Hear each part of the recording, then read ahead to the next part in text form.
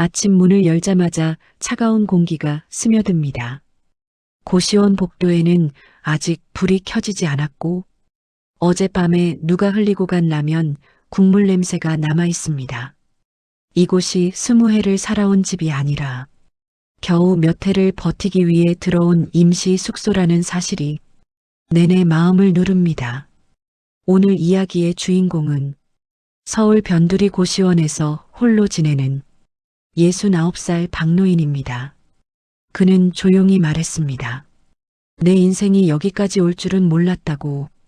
하지만 누군가에게는 그의 하루가 곧 자신의 미래일지도 모른다고. 그래서 오늘 그의 하루를 차분하게 따라가 보려 합니다. 당신이 지금 어떤 상황에 있더라도 그의 이야기는 분명 마음에 남을 것입니다. 왜냐하면 이 이야기는 누군가의 특별한 불행이 아니라 이 시대 시니어가 직면한 너무도 흔한 현실이기 때문입니다. 박노인의 하루는 깨어나는 순간부터 돈 걱정으로 시작됩니다.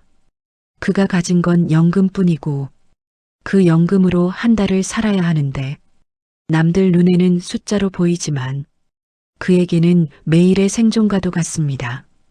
지금 그는 방 한 칸에 살고 있습니다. 창문 없는 방, 침대와 낡은 책상 하나, 벽지는 오래돼 균열이 가 있고 심야에는 옆방 코 고는 소리, 기침 소리, 문 닫히는 소리가 그대로 다 들립니다. 밤이면 밤대로, 낮이면 낮대로 쉴 틈 없이 소음이 밀려옵니다. 그럼에도 이곳을 떠날 수 없습니다. 여기가 가장 저렴하기 때문입니다. 방 안에는 햇빛이 들어오지 않아 아침이 와도 불을 켜야 하고 겨울이면 손끝이 시려 잠 깨기 일쑤입니다. 전기장판을 켜면 전기요금이 올라갈까 두려워 약하게 켜다가 다시 끄고 이불을 덮은 채 떨기도 합니다. 아침은 없습니다. 아침을 챙겨 먹는다는 건 돈이 든다는 뜻이고 그에게 아침이란 사치 같은 단어입니다. 물 한 컵 마시고 약 봉투를 천천히 들여다보지만 약도 절반만 먹습니다. 의사는 꾸준히 먹어야 한다고 했지만 그건 현실을 모르는 소리라고 박노인은 조용히 중얼거립니다. 점심은 복지관에서 해결합니다. 그곳까지 걸어서 가는데 시간이 걸리지만 버스비를 아끼기 위해 비가 오든 눈이 오든 걸어갑니다. 복지관 문 앞에는 늘 줄이 서 있고 줄에 선 사람들은 모두 묵묵히 기다립니다.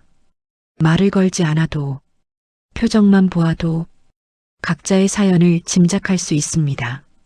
식판을 건네받는 순간 그는 감사하다고 말합니다. 이 한 끼가 얼마나 큰 힘이 되는지 그는 누구보다 잘 압니다. 천천히 먹고 작은 반찬 하나도 남기지 않습니다. 남기기엔 아까운 것이 아니라 그 모든 한 입이 살아가는 증거 같기 때문입니다. 저녁은 더 간단합니다. 대부분 라면입니다. 할인마트에서 묶음으로 산 저렴한 라면 몇 개, 빵 한 개, 계란 한 알도 쉽게 못 넣습니다. 계란은 비싸다고 생각합니다. 맞춰야 하는 돈을 생각하면 작은 지출도 큰 부담입니다. 식사보다 더 부담스러운 건 의료입니다. 무릎이 아프고 허리가 늘 뻐근하고 눈도 침침하지만 병원은 정말 참기 힘들어졌을 때만 갑니다. 치과는 아예 생각도 하지 못합니다. 치아가 빠진 채로 음식을 씹는 건 괴롭지만 치과 치료비를 들을 때마다 그는 마음을 접습니다. 그 돈이면 한 달을 버틸 수 있다고 스스로를 설득합니다. 약도 반만 먹습니다. 혈압약만 겨우 챙겨 먹고 당뇨약은 가끔 빠뜨립니다. 정확히 말하면 약을 살 돈이 모자라서 하루씩 아끼는 방식입니다. 얼마나 위험한지 알면서도 방법이 없습니다. 생활비도 늘 문제입니다. 전기나 수도, 휴대폰비, 생활필요품, 커피 한 잔조차 사치입니다. 복지관 와이파이를 이용하고 충전도 그곳에서 합니다. 전화는 거의 하지 않습니다. 누구와 이야기할 일도 없습니다. 휴대폰을 오래 들고 있어도 연락 올 사람은 없습니다. 그래서 더 조심했습니다. 통신비조차 절약해야 하니까요. 하지만 이 모든 것보다 박노인을 더 어렵게 하는 건 돈이 아니라 외로움입니다. 고시원 복도에서 마주친 사람에게 말을 걸고 싶어도 상대는 바쁘게 지나갑니다. 복지관에서도 묵묵히 식판을 들고 나온 사람들과 눈이 마주쳐도 서로의 사연을 묻지 않습니다. 묻는 순간 감당하기 힘든 아픔이 깨어날까봐 누구도 가볍게 말을 붙이지 않습니다. 집으로 돌아오는 길, 그는 늘 누군가의 뒷모습을 봅니다. 부부가 나란히 걷는 모습, 손주와 산책하는 할머니, 카페에서 웃으며 대화하는 사람들, 그 장면이 부럽고 한편으로는 가슴이 아립니다. 박노인은 말합니다. 이렇게 오래 혼자 있을 줄 몰랐다고. 가족이 곁에 있다면 돈이 없어도 덜 외로울 텐데 자식들은 각자의 삶을 살아가고 자신을 챙길 여력도 없다는 말을 이해하려 노력했지만 그 마음에 남는 건 허전함 뿐입니다. 밤이 되면 방은 더 조용해지고 조용한 만큼 외로움은 더 크게 울립니다. 라면 냄비를 싱크대에 살짝 씻어놓고 옷을 입은 채 이불을 덮습니다. 여름에는 더워서, 겨울에는 추워서 편히 잠들기 어렵지만 그에게는 잠을 청할 수 있는 공간이 있다는 것만으로도 감사해야 한다고 스스로를 달랩니다. 그러나 마음속 깊은 곳에서 그는 한 가지 질문을 계속 되뇌입니다.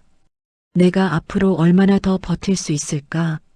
지금처럼 살아내는 것이 과연 앞으로도 가능할까? 이 질문은 그의 문제만이 아닙니다. 이 시대 한국 시니어 모두가 언젠가 마주할 수도 있는 질문입니다. 그렇다면 한 달 70만 원으로 살아가는 그의 하루는 어디까지 괜찮고 어디서부터 무너지는 걸까요? 그리고 이 현실을 바꿀 방법은 정말 없는 걸까요? 박노인의 이야기는 여기서 끝이 아닙니다. 그가 이 삶 속에서 어떻게 버텼고 얼마나 많은 작은 전략과 희망을 쌓아 올렸는지 바로 이어서 들려드리겠습니다. 박노인의 하루 이야기를 듣고 나면 누구나 마음이 먹먹해집니다. 하지만 그의 이야기는 고통만으로 끝나지 않습니다. 그는 살아남기 위해 그리고 다음 달까지 버티기 위해 자신만의 방법을 만들어냈습니다. 오늘은 그가 어떻게 70만 원이라는 작디작은 금액 속에서도 길을 찾았는지 그가 만든 작은 전략들을 하나씩 따라가 보겠습니다. 하루의 대부분을 비용을 줄이는 데 쓰는 박노인은 언젠가 이렇게 말했습니다. 돈이 없으면 시간이 많아진다고, 그 시간으로 방법을 찾는다고. 그가 가장 먼저 한 일은 무료로 누릴 수 있는 것들을 끝까지 파고드는 것이었습니다. 복지관에서 주는 점심은 그에게 단순한 한 끼가 아니라 삶의 중심이 되었습니다. 그곳에서 끼니를 해결하면 적어도 하루의 절반은 걱정을 덜 수 있기 때문입니다. 그는 복지관이 운영하는 무료 상담 프로그램에도 참여합니다. 건강 상담, 노무 상담, 생활 안내, 하나라도 놓치지 않으려고 일정표를 손에 쥐고 다니며 그날그날 받을 수 있는 도움을 체크합니다. 또 동주민센터에 들러 지원금이 있는지 묻곤 합니다. 공지문을 읽고 직접 물어보며 모르면 또 묻습니다. 사람들이 눈치를 줄 때도 있지만 그는 개의치 않습니다. 살아남기 위해 필요한 일이라고 스스로를 설득합니다. 두 번째로 그는 아끼는 법을 넘어서 살아가는 방식을 재구성했습니다. 할인 시간 맞춰 마트에 가는 일, 유통기한이 다가오는 음식만 고르는 일, 헌 옷을 뒤적여 필요한 옷을 찾는 일, 깨진 물건을 버리지 않고 혼자 고쳐 쓰는 일, 이 모든 작은 행동들이 그의 삶을 하루 더 버티게 합니다. 그는 말합니다. 사람들이 보면 초라하다고 생각하겠지만 자신은 이 과정이 오히려 삶을 단단하게 만든다고. 세 번째로, 그는 가능한 모든 일거리를 찾아 나섰습니다. 몸이 아파도, 무릎이 시큰거려도 일이 있다는 것만으로 희망을 느낍니다. 복지관 청소를 맡을 때도, 전단지를 배달할 때도, 재활용을 모아파는 날도 그는 한결같습니다. 내가 할 수 있는 일을 한다고. 지금의 자신에게 필요한 건 작은 금액이라도 손에 쥐는 거라고. 그러나 이렇게 버티는 동안에도 그를 가장 힘들게 한 건 돈이 아니라 외로움이었습니다. 어디를 가든 사람들이 많아도 그는 혼자였고 혼자라는 사실을 너무 잘 알고 있었습니다. 복지관에서 밥을 먹을 때 옆 테이블에 앉은 사람과 시선을 마주치면 말을 걸고 싶어지는 순간이 오지만 입술이 떨어지지 않습니다. 상대도 혼자이고 자신도 혼자였습니다. 밤이면 외로움이 더 크게 밀려옵니다. 무언가를 하고 싶어도 함께할 사람도 기다릴 사람도 없습니다. 자식에게 연락하고 싶은 마음이 들어도 거절당했던 기억이 그의 마음을 붙잡습니다. 하지만 그렇기에 그는 말합니다. 사람이 사람에게 건네는 아주 작은 말 한마디가 얼마나 큰 힘이 되는지 안다고. 그래서 그는 복지관에서 밥을 주는 직원에게 항상 고맙다는 말을 합니다.